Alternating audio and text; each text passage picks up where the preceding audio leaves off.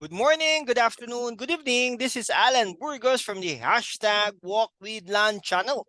Welcome and welcome back to our channel, #WalkWithLan. If you are not yet subscribed to our channel, friends, please do it so that we could be able to maintain and sustain this particular channel. And then later on, we could be able to help other people as well. So today, we will be having a financial topic, no? So without much further ado, let me share to you the uh the screen. Okay, yan. This is our topic for today, why lifestyle inflation is harmful, okay, and how to avoid it. So without much further ado, so that we could be able to concentrate on this particular topic, let me just turn off my video, okay? And then let's discuss this further, no? So the topic that we have for today is why lifestyle inflation is harmful and how to avoid it. Okay? Now, if you think of it, lifestyle inflation is a silent killer of wealth.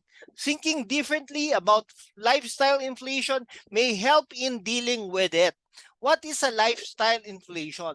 Lifestyle inflation happens when people spend more and more money to achieve a higher standard of living, no? So for example, a lifestyle inflation can occur in any areas or in any area, from everyday expenses like a cup of coffee to big purchases like buying a car. So for example, in the past, if you were just having a simple brewed coffee at home, okay, but this time around you are spending the coffee at Starbucks. So that is a lifestyle inflation. Now, if you are having an old car now, but later on you would like to upgrade that into an SUV or a new car for that matter, that is a lifestyle inflation. So let us have an example. So for example, when Rodrigo no start at his first job, he may buy a used car as his first car. So after a few years, he gets a promotion and therefore he gets also some financial salary raise. So he upgrades to a brand new car. A few years go by and the new car is replaced with a newer, excuse me, SUV, no? So a few years later come a luxury car. After that, a bigger luxury car, and so on and so forth. We call that as a lifestyle inflation. So this scenario, ladies and gentlemen, plays out not just with a car, but with almost every aspect of Rodrigo's life. He is continuously upgrading to the newest, fanciest thing. This is lifestyle inflation in action.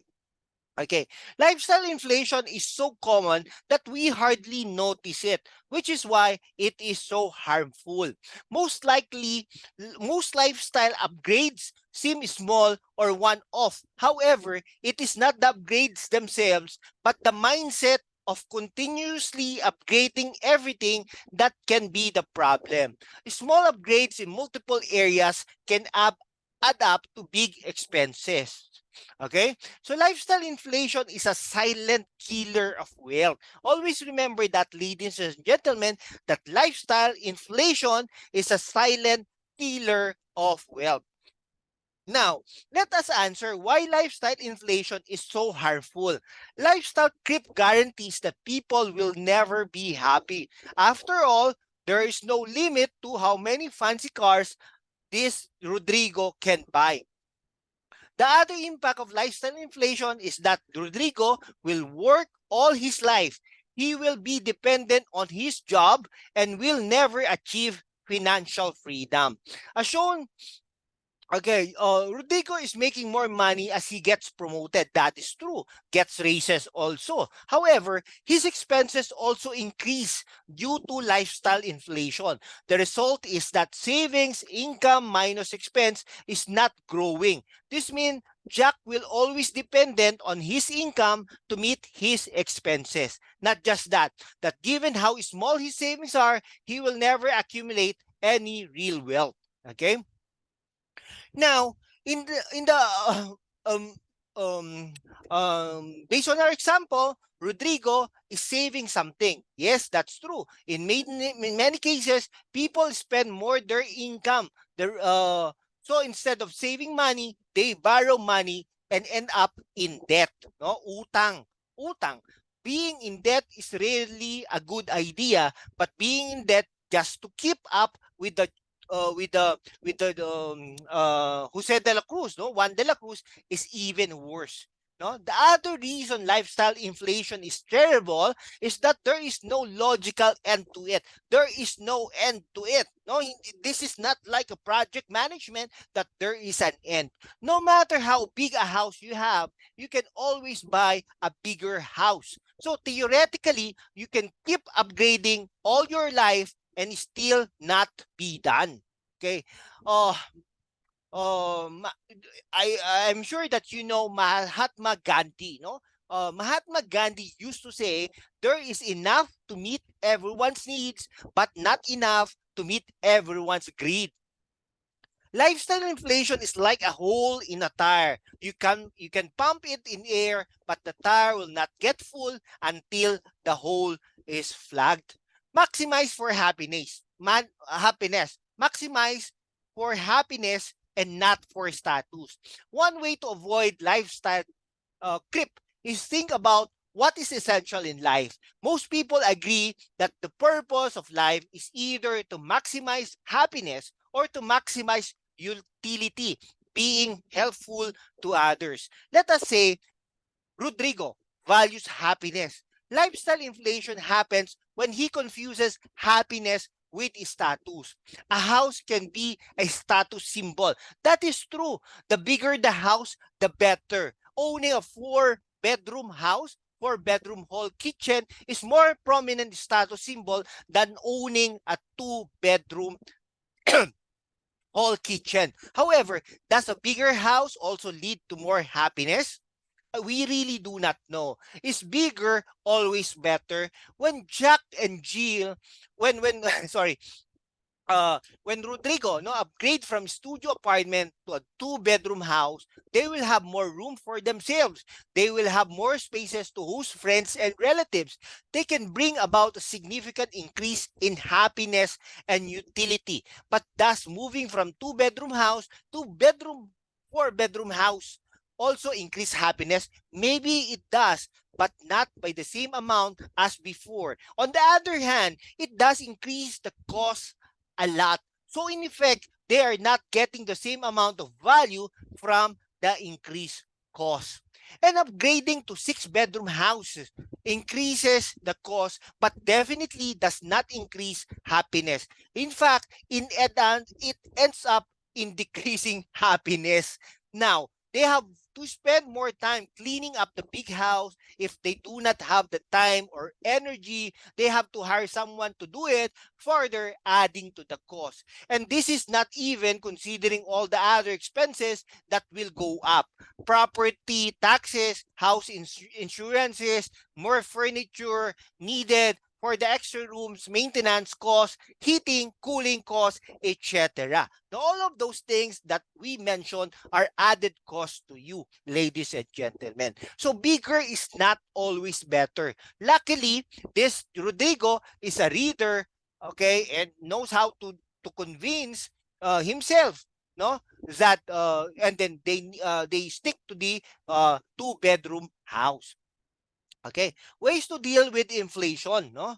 Okay, as seen as above, the way you deal with lifestyle creep is to maximize happiness or utility and not status. It helps if your friends, relatives also share this kind of thinking. Not all of my friends are interested in financial independence, but most of them have a simple lifestyle which help us not get sucked into lifestyle inflation.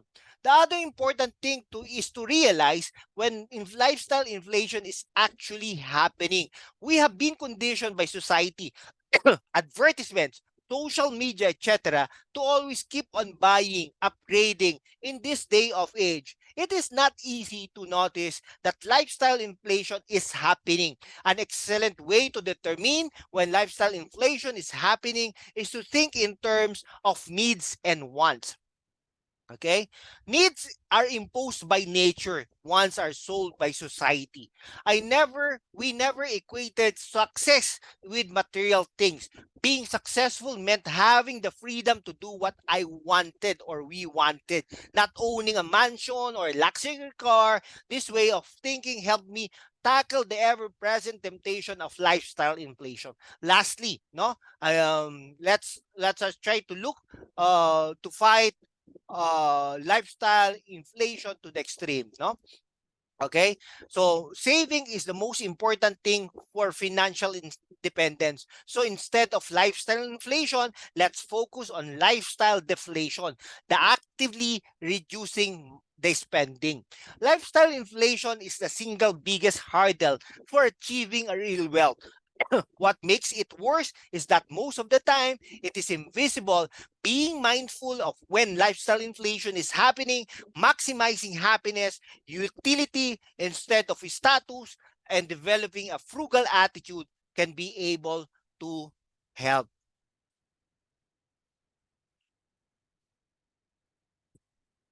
All right. Okay, so we are done with the lifestyle inflation. So, um, okay, so uh, instead of doing the lifestyle inflation, let us do the lifestyle deflation. Always remember that saving is the most important thing. No, being frugal is not bad, and you look for a partner who knows how to value money, who knows how to remind you of your goals. No, knows how to take care of you, not only of you but also of your financial wealth. So that's it for today. I'll see you later on with our future vlogs. This is Alan Burgos from the hashtag Walk with Lan channel. If you are not yet subscribed to our channel, please do it so that we could be able to sustain and maintain this channel. We would like to shout out to our 4,030 no 4,030 subscribers. Okay, I hope and I pray that you are being blessed. Okay, you will be blessed so that you can be able to bless others. By watching this video, you show your support. You show your support to this channel and to me as an individual, so that later so that I could pursue this channel, and then later on I could be able to help others also. Thank you very much, my friends. Okay, thank you very much, friends. And of course, that's it for today. Thank you very much, and God bless everyone. Bye bye.